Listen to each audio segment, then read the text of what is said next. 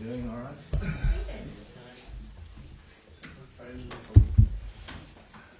Rio 2016, mate. Yeah. Anything free goes on forever. Thank you. Hi, everyone. Thank you for joining us today for the England team announcement for England versus Argentina on Sunday at Twickenham Stadium. We've got England head coach Eddie Jones, who I'll just pass over to firstly for a short introduction section before we'll move to questions for the live section. Thank you. Eddie. Yeah, very pleased to join you today.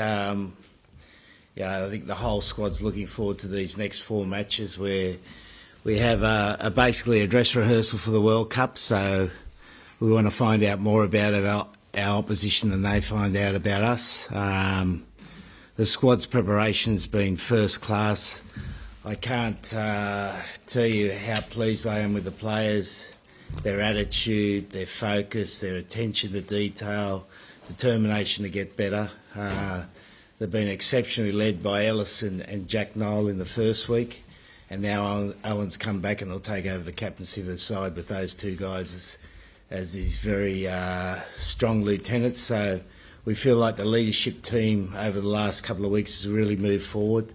So we're delighted with the opportunity to play against such a quality side. We're hoping Lebanon wins on Friday night against Australia. So Czech comes down full of beans on Sunday, ready to take on us. So be delighted to take any questions from you. Thanks. James, we'll come to you first. How big a boost is it to have Owen Farrell back, and how close was he to coming through the protocols? Was it touch and go at any stage? No, he's come through really well. He's getting close to 100 caps. He's the 3rd highest point scorer in Test rugby, so he's a significant player for us. And he's come back into the squad.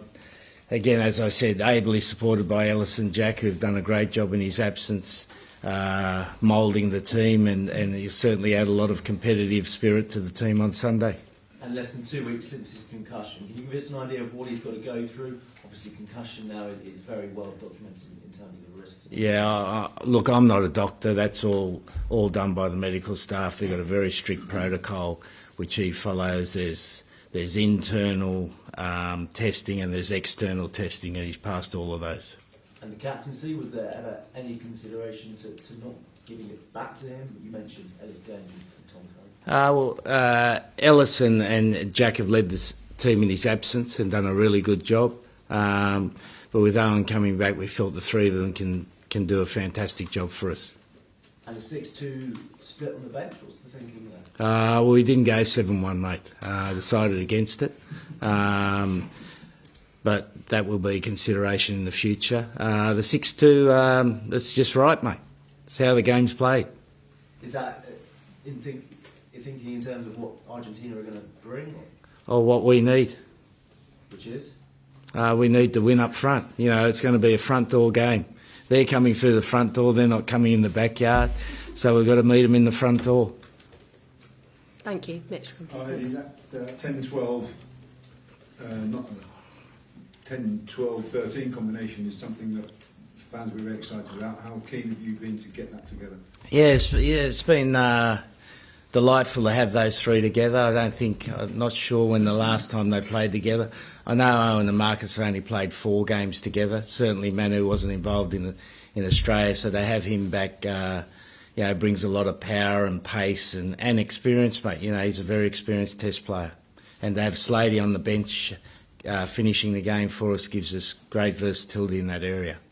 And what have you seen from them together in the week? Well, they've only had 3 training runs together, but, you know, each training run they get a little bit sharper, a little bit more cohesive, so we're looking forward to them ball up front. You know, you can't play unless you can win quality ball up front. And just one more, the return of Joe on the wing. Yeah, no, he's had a really good 2 weeks preparation. You know, we took him on the Australian tour, played him in the first Test, probably wasn't at his best, but he's had a good run into this Test match, and certainly in training yesterday he was exceptional. Thanks. Julian, please. Yeah, I just wondered, having seen Argentina's performances in the Rugby Championship, they won a game in New Zealand now, playing very big in Australia. I just wonder, what do you make of this Argentina team compared to other Argentina teams you've come up against? Yeah, well, you know, having played against Argentina, I think the first time was 2001 at the River Plate Stadium, which was a exceptional experience. You know, seeing the grandstand sway with the chanting of the crowd and the history of that River Plate. And I remember the players running out, you know, through a giant sausage plastic cover, which could be described in other ways, which I won't describe.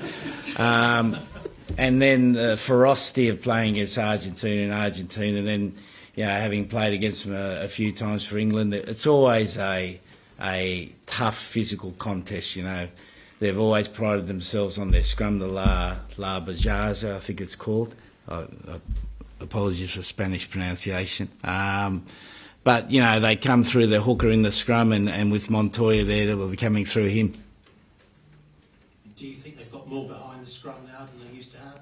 Well, I think they've gone back to their more Argentinian style of play. I think having that experience of playing Super Rugby probably changed the way they play for a little bit of time, and they became a very ball movement team, but they've become a much more physical set-piece team, and I know Czech wants them to be like that, you know, and he understands their mentality really well.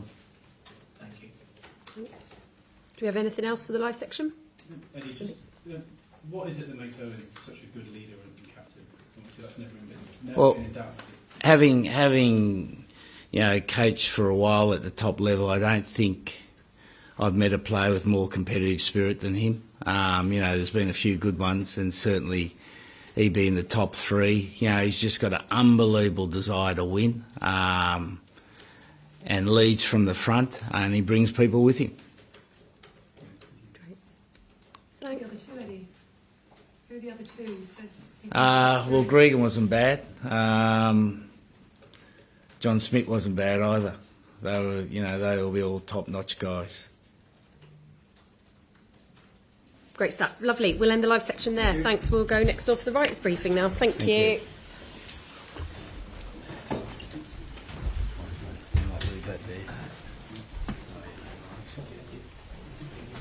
Oh, they are. They're comfy, aren't they? Thanks.